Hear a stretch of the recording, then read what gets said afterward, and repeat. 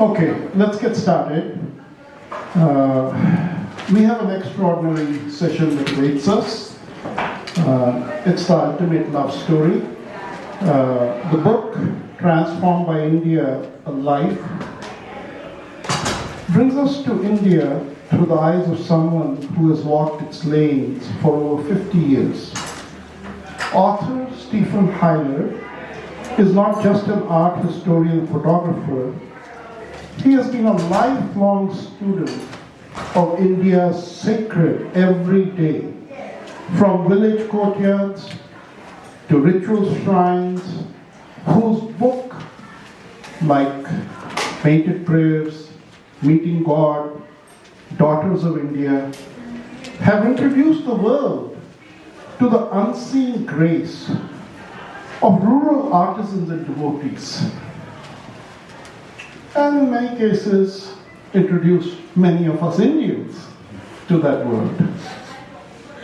In his latest work, he turns from documenting India to telling the story of how India in turn remade him. We try very, very hard to find the right moderator who can pull out the highest and the best of what the author attempted to do. We're truly, truly fortunate that I see we have such an extraordinary individual in our chairman, Dr. Nirmal Mattoo. Dr. Mattoo is an institutional builder with the Mattoo Center of India at Stony Brook. He has been a lifelong cultural bridge. He is a physician, a caring human being. He has built the lives of over 40 young physicians for whom he has mentored. It is impossible to compute what impact his downstream has had. And so we requested him kindly to moderate this session. I can tell you he would call me every day and he would show me the book and say, see, all these tags and all these dogmas.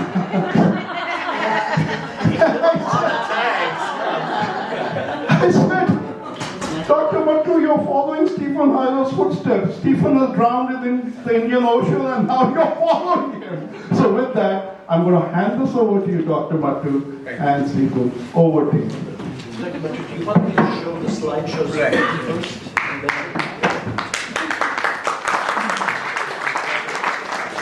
I was going to introduce Mr. Huyler, but Rakesh has done a wonderful job of that. It's on. So, I don't think it's on. Here, you can use this one.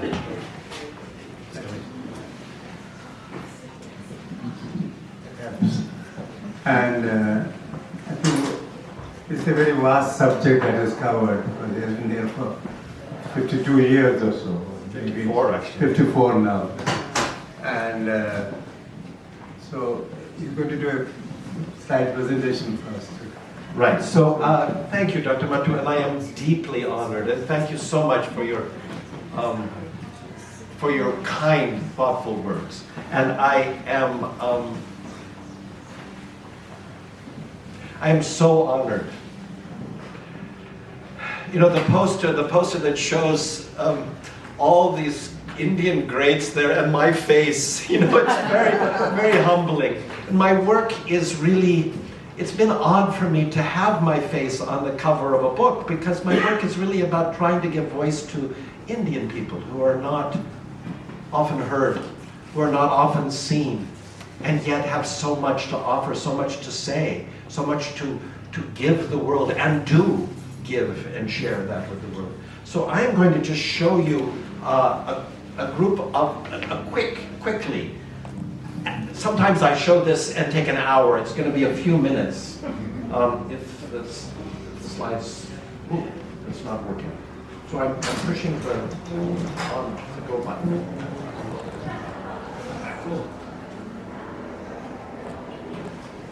I can go over and do it again if you want me to. It's on. All Great. So, just quickly, I come from an unusual life. I think I'll stand. I have had an unusual life. My background is unusual. My grandfather, my great-grandfather was a teacher in Korea, the first person allowed into Korea to teach Western education in the 19th century. Korea was a hermit kingdom. My grandfather, both my grandparents were born in Korea. My mother was born and raised in Korea until she was 17. One of my cousins is right there in the third row center, my beloved cousin Kathy. Others of you are here that are old friends, and I deeply appreciate it. But also my father was in the Chinese army. He was in the American army, sequestered to the Chinese army, and both my parents spoke Mandarin English, and my mother Mandarin fluently, and my mother spoke Japanese and Korean and English fluently as well. Wow. So that was unusual growing up in America to have that. I grew up on a school campus. My father was very much a cowboy. He was also an English teacher. I could ride horses before I could walk. We lived on the campus of a prep school, and we ate all of our meals together, all of them, 20 meals out of 21 of each week. We ate with a student body and all the faculty and all the other children. I understand extended family deeply within my being. I also know 160 of my relatives well, and I like them. That's unusual as an American. I grew up in the small town of Ojai, California. My near neighbor, 150 yards away, was Jiddu Krishnamurti. I grew up going to hear him speak in the Oak Grove. Of course that had a deep influence on me. But I was also influenced and began working for and was befriended by Beatrice Wood, who was an American artist who worked up until she was 105. She introduced me to India. She suggested I come with her. She said, this field is wide open and needs people who are impassioned, who want to record it and give it back to the Indian people. And that's why I went and did what I did. I went to the University of Denver for my undergraduate degree, and I studied in I asked for and had an interdepartmental major in 7 departments. There you can see them on the right. I was the only one studying South Asia in that way. I was doing this in preparation for that trip that Beatrice Wood had invited me on. I went, this is my mother taking me when I was 19 years old to the Los Angeles airport with my backpack and my case, and I went overland from Paris to Delhi by local transport by myself at a time that something became called the hippie trail, but it was not at that stage, and I knew of no one else except for our Kathy's sister Trish, who had gone across with her husband Mick with a camper bus and taught across there. So I went by myself by local transport, and I met Beatrice. This is, first of all, what Herat was like in 1971, before all the bombing, before we destroyed the culture. And then I came across the Khyber Pass into Pakistan, where there was armaments everywhere, getting ready for the what was the 1971 war, but this was right before that. I crossed over the border by bicycle rickshaw, which you could read about in my book. And I bicycled the rickshaw itself because it was my 20th birthday. I didn't want anyone to bike me, you know. So I did it for 8 miles and came to Delhi. And was introduced to Kamala Devi Chattopadhyaya. And Kamala Devi was Beatrice's closest friend. She was astounding. It was my first day in Delhi. I met her. She was one of the founders, those Indians here will know, she was one of the founders of fighting the British alongside Gandhi, was in prison for 5 years, 1 year in solitary confinement. But after Indian independence, first of all, she also stood up against Gandhi as a misogynist and had him change his entire program so that it benefited women equally with men. That was how strong she was. She set up the cottage industries program after Indian independence everywhere, and when I said I wanted to study Indian craftsmanship and folk art, she said, bring me a map. And I gave her this old National Geographic map with where I wanted to go, and then that venerable woman wrote 60 letters of introduction to people everywhere in the country saying, take care of this boy. And they were the leaders of the craftswoman movement. They were mostly people who had fought the British as well and had been imprisoned. I went down to Madras, now Chennai, and I stayed as a guest of Rukmini Devi Arundale, who was also a close friend of Beatrice. Rukmini opened doors to me. She was, those of you that don't know, one of India's primary classical dancers who fought the British to institute classical Indian dance and music, and founded a fabulous school, Kalakshetra, where I lived during that first trip. And then my wife Helene, right over there, and I went back and spent 4 years working for Rukmini Devi later on. During that period of time, I had persuaded the university to allow me to do a study, independent study, on 2 different fields. One was votive terracotta sculptures given to the gods in Tamil Nadu, Ayanar, and the other was columns, ephemeral art done by women on the ground. Neither had been studied. Neither of them had any books about them, any documentation, and I found it fascinating. I'm still fascinated by ephemerality. But I also was traveling around through the gift of those introductions, traveling around India and studying folk art and craft and the making of things and the using of things everywhere. I'll be quick, Dr. Mattoo. And so I was looking at temples, I was looking at sculptures, I was looking at and trying to understand, as a man raised in Christianity, what is this, what remarkable group of belief systems called Hinduism. And I came back from India, I think there was one slide missing, but it doesn't matter, and married my beloved Helene. We had met when I was 16. I'm still in love with her. It's now I'm 74. I have more cousins coming because I have this large extended family, and they're just coming in the door. And my family proliferates everywhere. But I married Helene, we went back to India, we traveled there together ourselves, we went overland, and then I went to the University of London School of Oriental and African Studies for my PhD in South Asian material culture. From there, we moved to Camden, Maine, where we still live. We've been there for 42 years. I was given the possibility of writing my first book, Village India, and the editor of this book is right there, sitting in the second row, Sheila Franklin, whom I haven't seen for 25 years, and is here.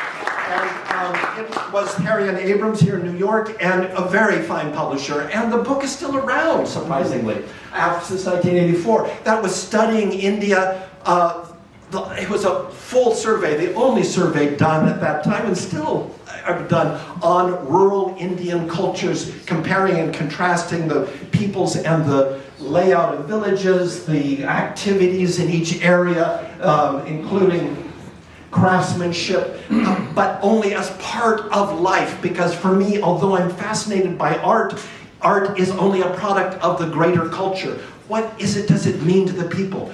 What is it in their lives? So I'm looking at the relationships between mothers and children, grandparents and grandchildren, fathers and sons, children in school, and then I did my next book, which was a survey for my doctoral dissertation of in 14 Indian states of terracotta clay. Remember that first trip I had studied clay horses, but I did a survey of the potter's art throughout India, from the making of vessels to the making of terracotta sculptures and the placing of them under sacred tree shrines in virtually every district in the subcontinent. I did it in 14 states, but it's everywhere, it's pervasive. And again, nothing had been documented looking at that. Then my next book was with Rizzoli here in New York, Abrams didn't want to do it, so Rizzoli did it, and they did it in 3 different languages as well, and it was quite popular, and about women's art, ephemeral art, which interests me deeply.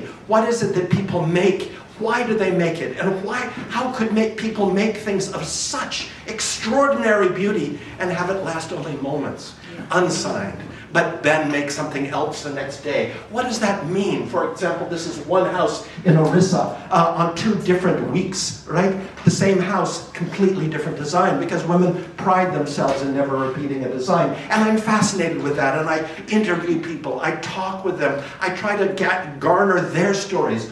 Why do they do this? What does it mean? So our Smithsonian Sackler Gallery gave me an exhibition about that, about painted prayers, and then I was asked if I would curate an exhibition based upon their reserved collections of South Asian art. And I said, well, of course, I would be glad to do one, and you have a lot on Hindu sculptures, but only if you let me show it in context. So I went around India documenting pujas, everywhere in towns and cities and villages, in homes, in large metropolises, trying to understand what it was. What is the aspect of personal devotion in India for Hindus? And the exhibition itself was about showing images as they're meant to be seen, in context, dressed and adorned. But I also was looking at ephemerality still, because that fascinates me. When something is made and then it goes back to the earth, it's that concept of regeneration, of reincarnation perhaps, of things recycling through. That idea of recycling is so fundamental to Hinduism and to Indian religions in general, and Indian communities. And so that exhibition, Puja, Expressions of Hindu Devotion, opened in 1996 and was supposed to be open for 6 months, was open for 4 years. And this is the show. I just don't have time to show it to you in detail, but it did travel here to New York, to the American Museum of Natural History. It opened here to pretty good press. And a book that I did with Yale University Press, Meeting God, we made sure that the images were dressed and adorned here too. We created, many of you may remember, some of you may remember the show, and it was interactive. It was about devotion. So there were many shrines that one would open the door into and see into, and it had a good effect. But the press conference was 3 days after the opening, on 9/11. And so the exhibition, this was the back cover of the New York Times on 9/11, 2 pages, said Meeting God. There's a certain irony to that. And my life and none of our lives were the same again. And so we have all become a defensive, insular, inward-looking cultures, whether we're American or we're any other. We've changed after 9/11. And so I had to as well. I went back to that beloved subject of mine, of women's art and identity in India, and did a book where I interviewed more than 1,000 women throughout the country, but focused on 20 women's stories and let them tell their own stories. And I'm a photographer, so I showed their photographs. But it was their stories, and one of those stories was Sonabai, who's was amazing, but I don't have time to talk about her. She was remarkable, so I did a book and a film and an exhibition about her.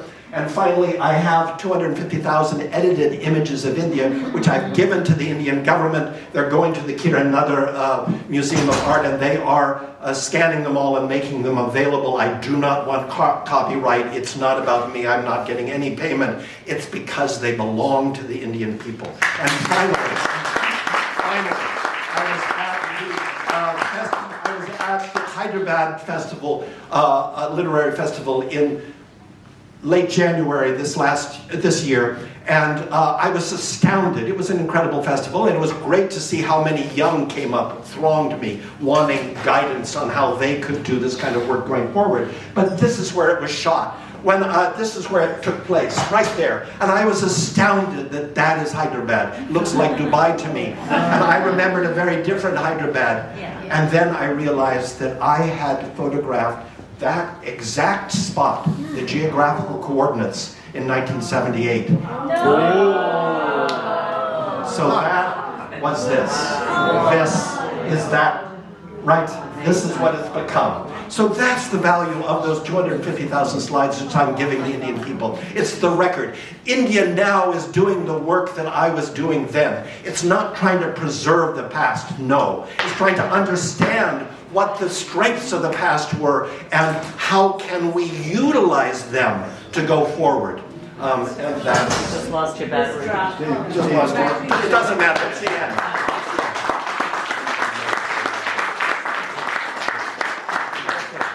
Thank you. That was long, and I apologize. But it's fast.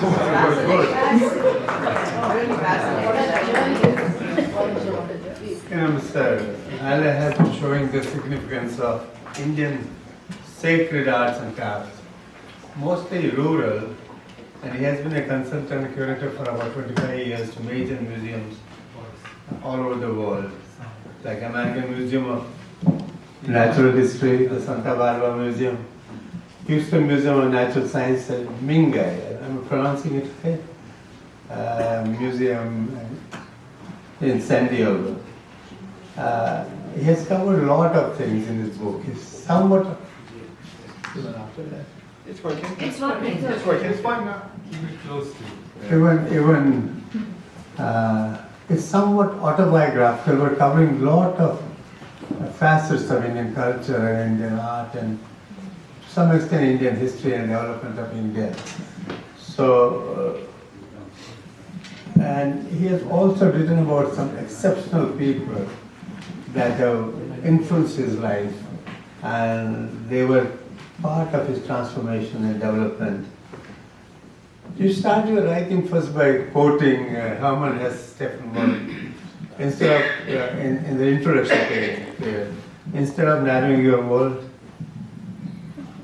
and simplifying, you said your soul, you have to absorb more and more of the world and take all of it into your painfully expanded soul if you ever find peace.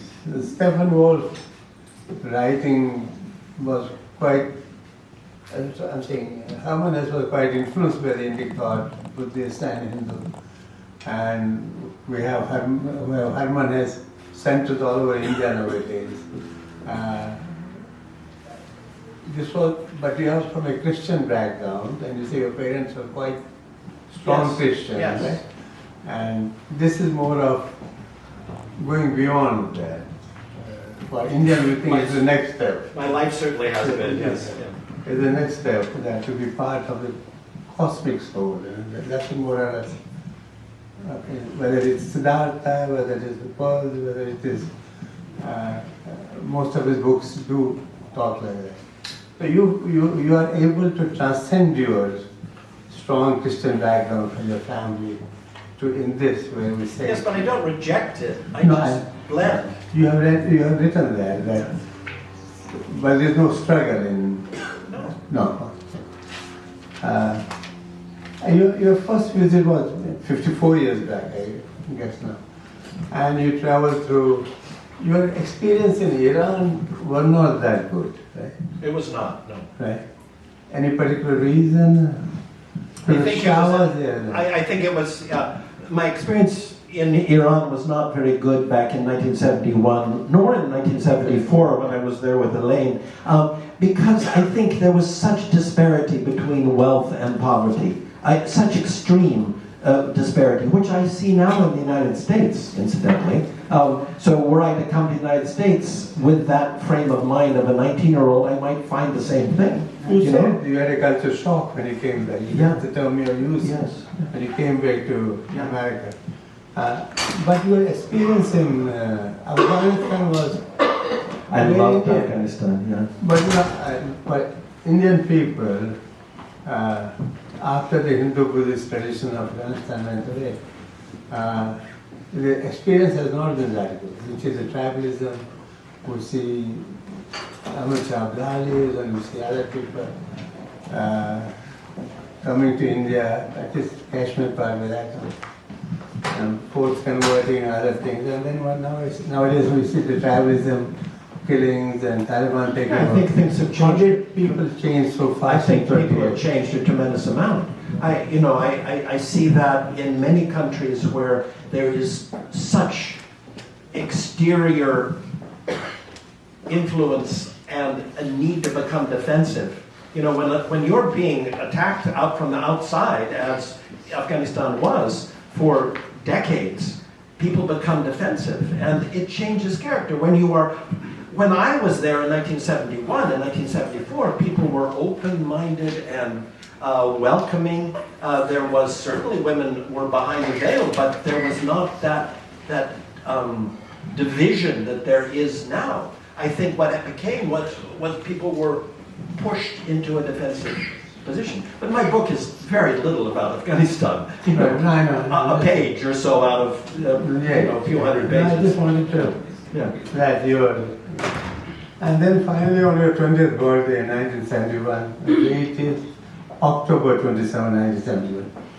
You came to India, you came to Amritsar, and I think the rickshawala was sitting in the back and you were paddling with it. And you saw the Golden Temple, and it's a beautiful place. It had a profound effect on me. Yeah. And you thought that was the ultimate piece of architecture and beauty that you had seen that time. And then you tried to compare it with Taj Mahal. And you said that now you think Taj Mahal is so beautiful, right? And then you talk about Sikhism's egalitarian type of behavior and women's rights. But women's rights in Indic faith were always there. If goddess of wealth, exactly. I write a lot about education and music, Saraswati. Eventually, the power, Shakti. I come from Kashmir. We don't have any temple to male gods, only to different aspects. And I think that's the majority of my books are about that, about feminine strength in India. Yeah. So what I'm saying is that it's a part of Indic ethos that's why we have sculptures for Ardhanari Ishwara. Yes. That we, and then when the Semitic religions came to India, the women got suppressed a little bit. But you can do a yajna in India unless you have a woman sitting there. It's not complete. And you say your family taught you to place a paradigm of open-mindedness, acceptance, but often you mentioned your family's Protestant religious beliefs. Little bit of some of Christian limitation.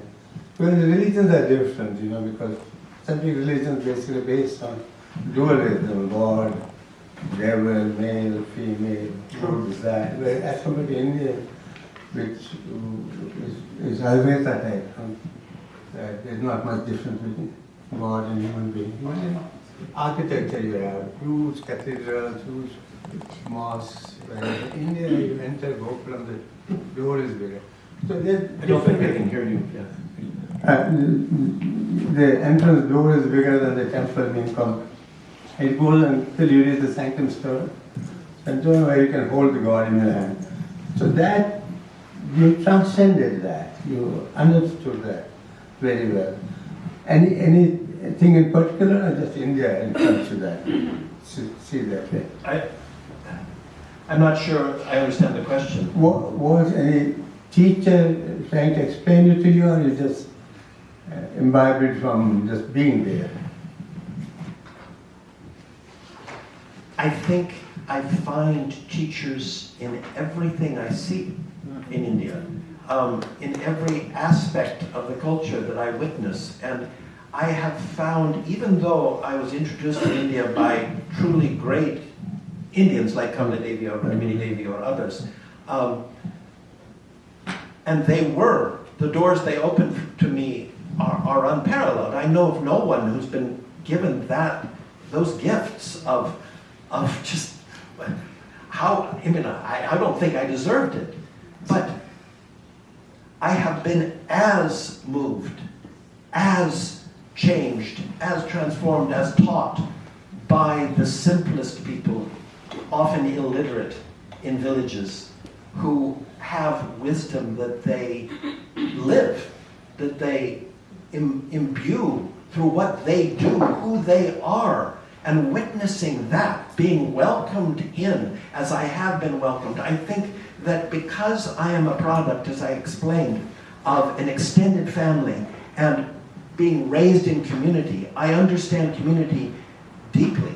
And because of that, I would go easily into communities and doors open for me where they would not to someone who was in with a preconceived idea that you are you, I am me. I just came in kind of guileless, and people opened their doors, and that's that comment about my family teaching me open-mindedness. It was that no one is less important than anyone else. No one is greater or lesser, and so often the people who might be considered lesser, and that might be the women in some conditions, in some places, are the greatest teachers, are the most, I am often speechless by what the people offered to me so openly, so generously, without being asked for it. And how can I not change? How can I not be transformed by India given that? You made a statement you didn't deserve. You do deserve it. I deserve it in the You're a sense... different person than a lot of other people. I deserve it in that I'm open, and when a door opens to me, I walk through it. Right. Yeah.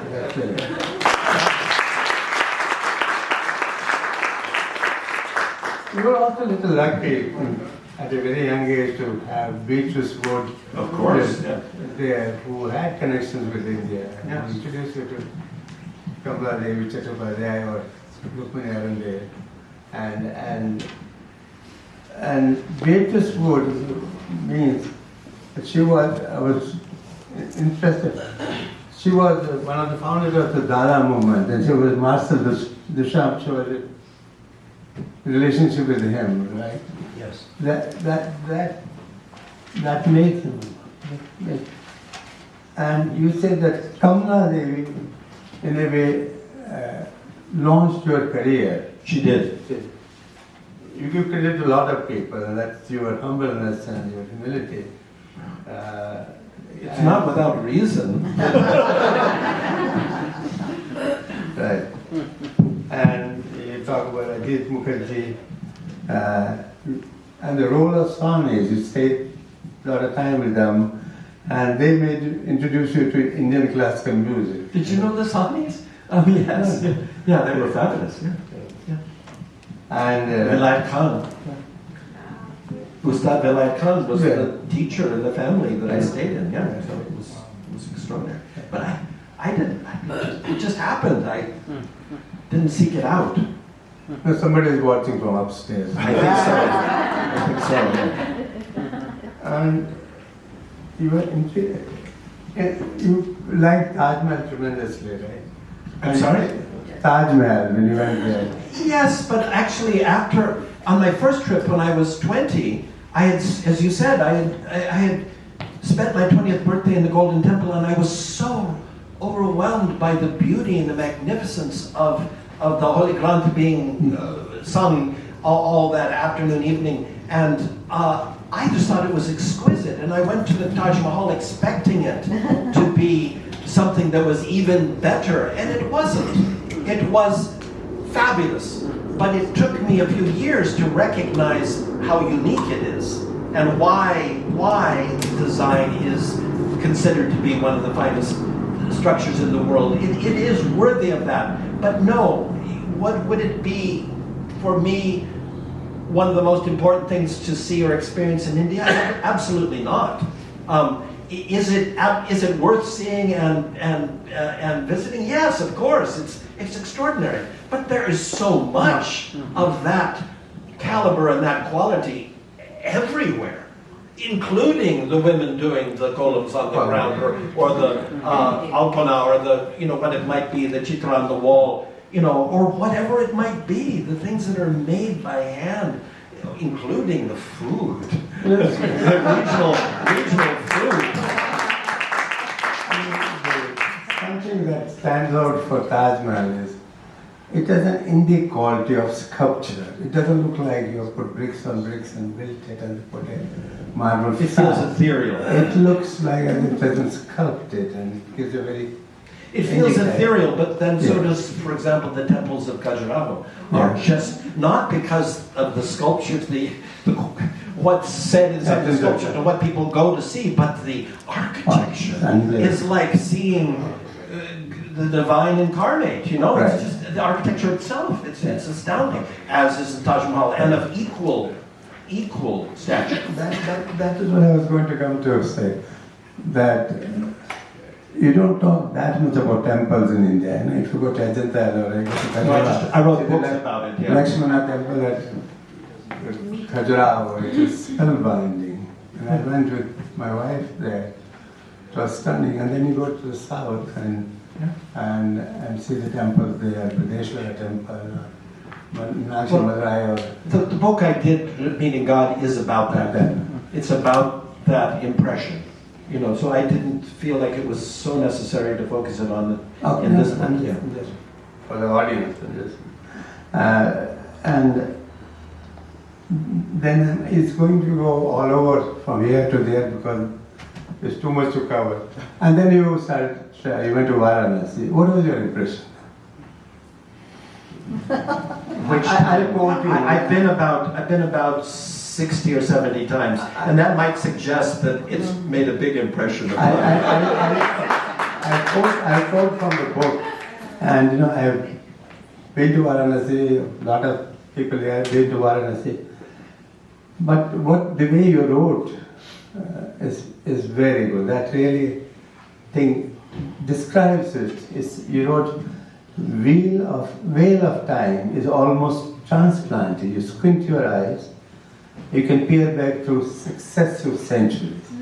That's an apt description of what a lot of us feel. A lot of us, when we go to say Ganges, for example, and when I first took my mother's ashes there, as I was reaching there, I looked at it, I thought, here, 3,000 years back, my ancestors were here. 2,000 years, there was a link there. Yeah, that's it. Yes, exactly. That is it exactly. And it just there's such a sense of timelessness.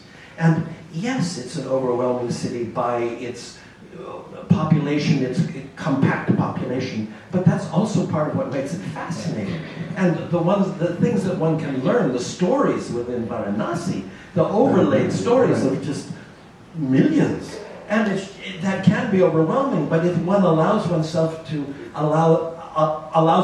let the peace of that river and the peace of what, say, the morning puja might be, you know, it kind of offsets the other confusion and settles one's soul and settles one's heart and mind, and so then one starts the day fresh again. You know, and India has a lot of places like that transplant you back.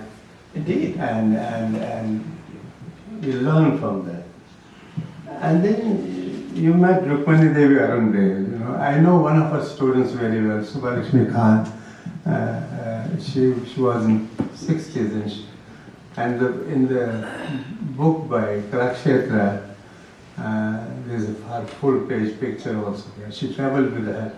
So I have been talking to her about this for the last 30 years or something. She was a transforming person for Indian population, from Devdasi to get all classes of people to learn dance. And she built a beautiful school. And you spent a lot of time with her. A lot of time, yes. I traveled with her also. And Helene, my wife, did as well. I called her Amma, but then I guess many people did. And she asked me to work for her at the school in Kalakshetra. And I worked in the administration for 4 years. She wanted me to run the school after her, and I refused because I felt that it needed to be in Indian hands, not India didn't need more foreigners in positions of power in India. It needed to be Indians. But I said I would help try to find the people to help you take over. But India is a different type of place. We say Indo-Aryans came from outside, Dravidians came from outside, Huns came from outside, Scientists came from Athens came. You could have come also. No? But you make it India. I did come from Stay outside. there. That is Indian way. Everybody becomes an Indian there once you are there. After some time. And then you also got interested. I was very clear. Theosophical society there. You proposed to your wife there. In Adyar. Yeah. Proposed her there. And then you met. You said you were 50 or 150 years from him was J. Krishnamurti there. And Oh, I mean, in Ojai, not in Chennai. no. Right. That's interesting. Yeah. Even with Krishnamurti, the story is that that was the Annie Besant was establishing the Theosophical movement, that one of their Spain was Major Leadbetter. Charles W. Leadbeater. Charles W. Leadbetter. He was there and he recognized this kid taking bath That's right. and took him to England. And So that's all sort of part of my, because I grew up in Ojai and Annie Besant, and it's all, and the Theosophical Center is there, and it's all kind of part of my tutelage. I don't know how to say that. And since Rukmini Devi and Krishnaji were close friends and raised together. and then you got introduced to classical Indian music, I certainly did. Karnataka and And Hindustani also, not music also. Also there is differentiation long back, I think it was around 9th or 10th century. There are some Kashmiris here who can correct me that starting went from Kashmir to Karnataka and wrote the treatise on Karnataka music. And I was very following a story like that. There was this English lady in the restaurant in a hotel. In the Connemara, With liver spotted hands. And this lady was giving tea to people there. Right? To her friends, yeah. She was sitting and You can tell serving- that story, that would be Okay, great. so on my first trip, this is in the beginning, in the early part of the book, I was with Beatrice Wood in the Connemara Hotel. We met there. We were staying, I was staying at Kalakshetra, she was staying in Adyar at the Theosophical Society. And we met for tea in the afternoon. I was there first, and I was sitting, and it was the old Connemara, long before the Taj had taken it over and changed it, long before the renovations. And it was an old British period Raj, seedy, kind of seedy, but nice hotel. And we were sitting, there were armchairs around in the lobby, and across from me was a little old English woman serving tea. And the bearers were so kind to her, and they were bringing her China tea service and little sandwiches with the crust cut off. And she would ask one friend if they wanted tea, and would serve them out of the silver teapot into the China cups and saucers, and then ask them if they want a sandwich, and talk to them for a few minutes, and then talk to the next person, and continue it. But there was no one there but her. And she was the only one, and she was the last, of the Raj there. And the hotel, what I was so struck by was that they enabled that kindly. They didn't want to make her feel unwelcome. And so every Tuesday she would come and she would have tea for her friends who no longer lived. And they lived that. And I was so impressed that I would come every Tuesday and sit in another chair and just watch it in rapt fascination, because it was such a lovely aspect of character. And that is just one of many ways in which I've learned to admire aspects of Indian personality. That's just one aspect, but that of tenderness.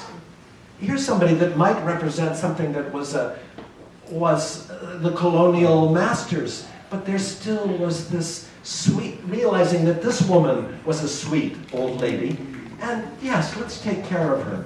That I was very impressed by. You know, Alistair Cook was introducing this TV series, which one was it? Indian series, and he said that he had 4 friends. And they were in India. They came. He had 4 friends. They were in India, and they, after 1947, they went to England, back to England. But they could not stay there. 3 of them came back to India and eventually died there, his friends, because the atmosphere of India. I said something about it. So important to them, yeah. So and you say the family is personal into the spirituality of home is the true basis of all Indian belief systems. I'm sorry, what was the first word? You said spirituality of home is the true basis of all Indian belief systems. Yes, yes. And you know, the time is short. I have for our next 8 or 10 hours I can talk about. But I want the columns that show the picture impressed you a lot, and making them and then destroying them. That's Indian way of talking about the life. And same thing they do in Nepal also. Everywhere. Everywhere. Yeah. Any comments on that? We in the West are so caught up with our beliefs in longevity and have an ego relationship to something, and it must be preserved, it must be kept. And I think that as a foreigner who has immersed myself in India, I am in awe of the idea that creativity can be an inspiration of the moment, can be magnificent in the moment, and does not have to either be signed nor preserved. And that aspect that in many things, I mean, one could find it in food as well, you know. Think of the wonderful meals that you've had that are eaten, you know, and then the dishes are washed. You know, we don't need to preserve something as being carved in stone. And certainly India has wonderful buildings that are carved in stone, or bronzes that are cast and kept for centuries. But there is more art that is created for one moment only. And that is what inspires me to reassess my own attachments to things. So basically, in us, there's ahankara, the ego. We don't want to have that. Can be, yeah. Okay. Because we don't accept in this something like healthy ego.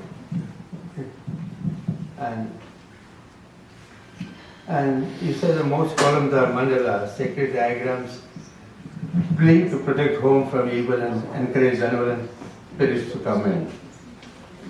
The other thing is, you traveled to Kanyakumari, Kerala, you saw the Valams, the boats, there are boat races there. And you were in Hubli, Halibut, Belur. You must have seen wonderful Hoysala architecture. And absolutely. I've been fortunate to travel in virtually every district of the subcontinent. And so that's what I do, is compare and contrast. So yes, I've seen all of those and been inspired by them, of course. And unfortunately, you developed malaria. I don't want to go to Europe. I've had many diseases. You made a statement that I think I have 2 personalities. The man at home in America and the man at ease in India. You still have that same way? Yes, my home is here. I am American. I have no desire. I was asked just yesterday, the day before, by a relative, if I was given a choice to live anywhere in the world, where would I live? And I said, America. I'm American. It's my heritage. I'm a part of this country. Do I like what's happening culturally in our country right now and governmentally? No, not at all. But I want to change it from the inside. I don't want to leave and pretend it's no longer part of me.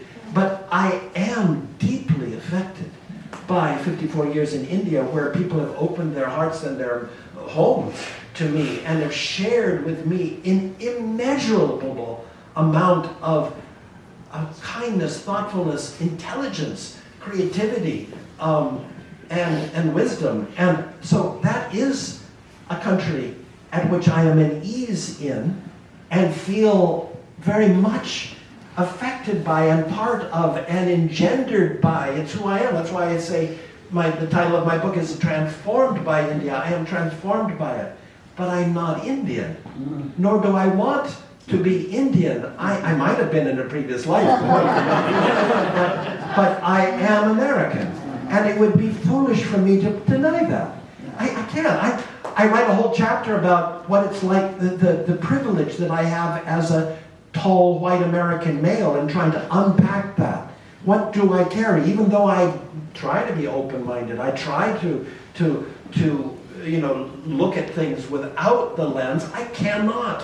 I am 6 foot high, I was fair-haired, I am pale, and I'm a male. I can't deny that, and nor would I want to. It would be foolish to do that. But I can try to be as open as possible to other ways of being. And the fundamental thing of everything that I do is there is no them and us. It's all us. We're all us.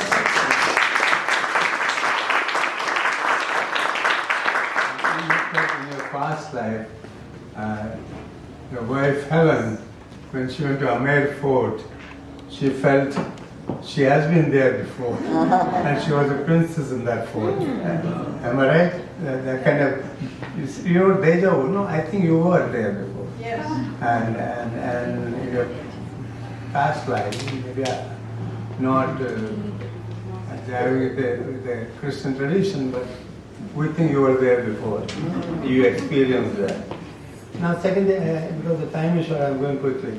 You also, 2-3 things I noticed was that you had interest in textiles also, and women art. On textiles, you can say anything. Is it the 18th century? Any printed, any colored textile on the planet came from India? The Germans. Yes. Yeah. I mean, I do. I study influences of South Asia on the world of South Asia, and one of the ways in which I do that is textiles, and I've worked with textiles for many, many, many decades, Indian textiles.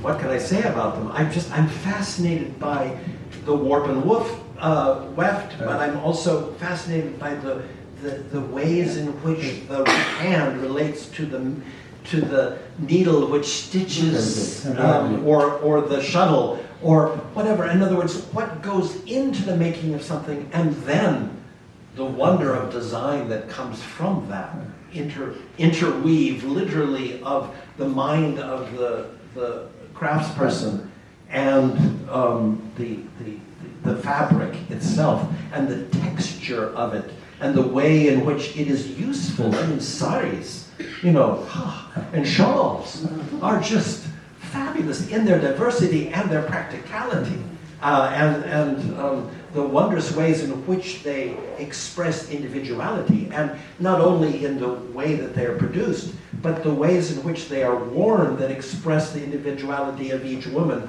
or man, if it's a question of a shawl, because I'm a man who wears shawls. You're Kashmiri. You know how wonderful shawls are for us men to wear, and how wonderful they are in the way that they're draped. And actually, in the Mughal court, there are some paintings where everybody is wearing a Kashmiri shawl. Yeah. I had said I was going to challenge him that he went to Kashmir at least twice. Once with your parents and one. Oh no, more. He didn't talk about Kashmiri Jamawat shawls.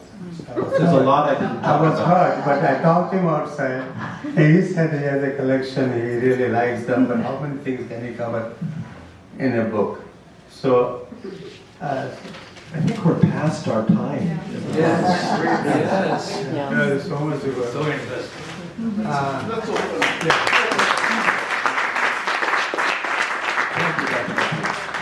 Okay, let's open to Q. I missed a lot of the things that I wanted to cover here are not discussed. But you can, in question answer, you can answer. Yes. So I was curious about your, the foreword written by the Dalai Lama. So I was just wondering, what was your experience with him? Well, a year ago, October, out of the blue, I received a letter that said it was from His Holiness and said he had read my manuscript, which I had nothing to do with his reading, and he would like to write my foreword. Would I be interested? And I wrote back and said, "Who is this really?" And he wrote back on the letterhead that is included in the book with his signature. And I couldn't stop laughing for 2 weeks. And I think one of the pulses of who His Holiness is laughter and humor. And it affected me in that way. Maybe affected me in humor. And it was so improbable. Have I met him? No. I've seen him, yes. But I didn't know him. And so to receive that, but a friend in Mumbai who is Buddhist, Supriya Rai, a teacher, had sent him the manuscript and asked him to look at it. How wonderful. Yes. So how did you deal with the language barrier when you went to India? And how did you connect with the local people so openly with the language barrier? And how did you deal with that?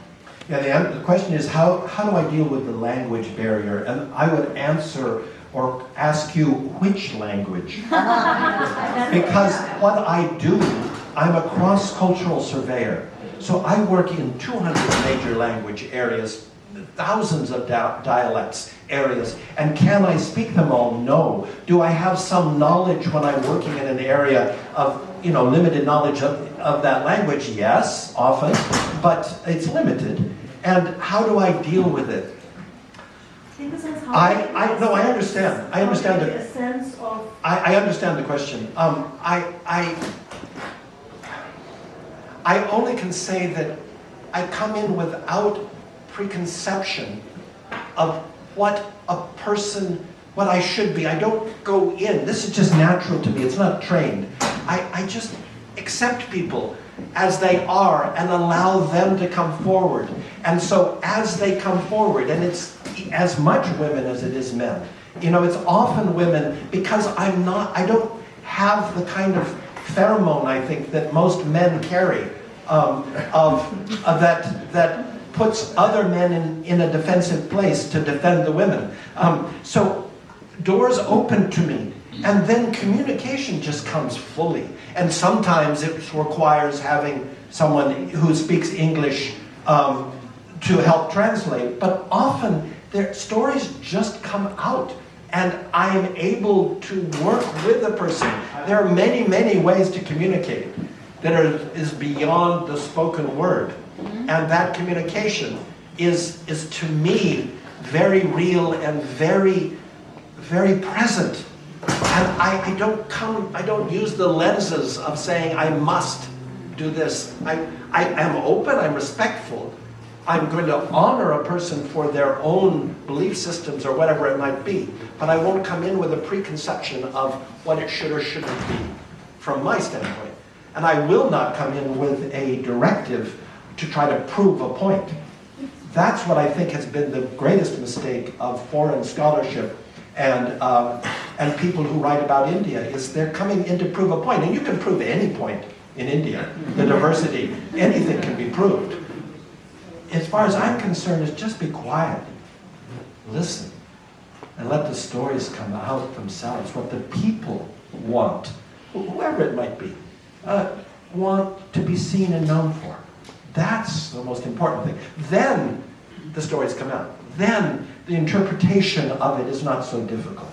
And yes, I might need to go back and say, tell me more or help me to understand exactly what she was trying to say or he was trying to say. But the initial part, that big thing, that leap is that leap of openness to the personality of an individual, and let them express who they are, and then try to understand it a little bit more. Oh, Stephen, I have one question. Last question. Go ahead. May I, please? So this is a serious question. We are hearing a lot nowadays about the idea of India's messaging is not good. I'm talking of geopolitics. That India is not able to send its idea across to the rest of the world as effectively as the rest of the world is. And also, I'll expand upon that. Also, the question of identity. Being told by the Indians that you're not able to explain to the Americans more about what India is, and the Americans, I feel that we are not able to, get. That's connected. why I do what I do. Correct. So exactly, you're the right person to answer that. What more can the Indian Americans do, to get the idea? I know it's a chaotic country and there's a lot of ideas, but what more can we do to make the Americans understand us better? Oh, that's a loaded question, but it's. But you can probably answer. Well, I'm not sure. I certainly can't answer it quickly, but there's nothing. Don't be an apologist. Don't be an apologist. So there's nothing to apologize for, because the Indian culture is as magnificent a culture as has ever existed in humanity. But also, don't hold it with an arrogant pride that I am this. Somewhere it's that medium between the two, that if you can convey simply, and I think Indians do. People I know that I meet in America are impressed by the Indians that they've met, their doctors, their nurses, the people that they meet in small businesses or large businesses, whatever it might be, their business contacts. Invite them home for meals, invite them, and are so warm and friendly. That's the pulse of the Indian people that I experience and that I try to convey. I think you're doing it. I'm surprised. What I did find, the reason that I chose to do this work for so long was, in part, yes, I was invited, was that there was almost any world history, any world book about the art of the world, art history, whatever it might be, ignored India. There might be large chapters on other regions of the world, and then India would be a page or two or three. And it would just talk about a few things, and it was so confused. That's changed completely. I think India is now very much in the forefront of people's minds. I think, and that's not because of me, I think finally, India itself, I haven't said this tonight or today, and that's what's essential, and the essential thing to say. When I went to India, everywhere I went, almost all Indians, with some exceptions, like Kamala Devi and the people that she introduced me to, but the others, people were under the yoke of 2 centuries of foreign colonial suppression and insecurity. Everywhere I went, Indians were insecure about your own culture, about your own worthiness, and there was a wish to be something other than Indian. Or at least to find the answer outside. That's not true in India today, and it hasn't been for the last 20 years.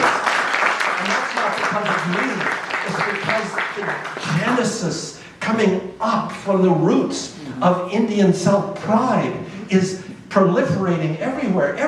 There are people who are proud to be Indian and are using their own resources and looking back. And so the value of my slides is not that, for example, that work isn't being done today. It is. But that wasn't being done then because of that insecurity.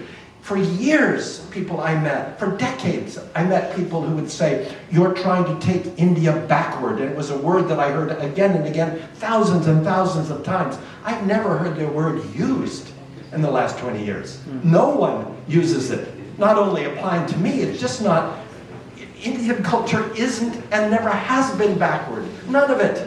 And so that, I think, has changed and is changing. So I disagree with you about that. No, we're just getting a lot of backlash. Thank you. Okay. Thank you so much. Let's give a very warm applause. Take a deep breath. Thank you so much, Stephen. Thank you, Dr. Mattoo. I know I'll you be could have out gone there. on for 2 hours now. Just a simple request. This is an incredible story. I take pride that I champion internally. And I'm going to make a prediction. 1,000 years from today, Vasco da Gama, who came seeking India's treasures and mapped its coastline, will diminish in importance. Yeah. Somerset Maugham, who came and discovered the great characters of India, will be somewhat higher. But sir, here is my prediction. 1,000 years from today, when people study your work and try to understand that wondrous relationship that Indians have with the cosmos, that wondrous understanding that Indians have of what it means to be human, what it means to be part of humanity. Your work, your passage to India, your discovery of India will document that. And for that, I salute you. Yes. I thank you. Yes. Let me tell you one last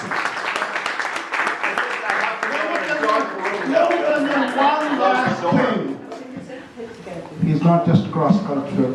He has approached India in a fundamental way of that word seva. He is the only author in the history of IAC when we offered to him that our hospitality is, we pay for your travel, we pay for your hotel, we pay for everything. He said, no, treat it as my donation to IAC. Wow. Thank you. All of you, buy this book, you will enjoy it, and I salute you as an Indian Veera, a hero. Thank you.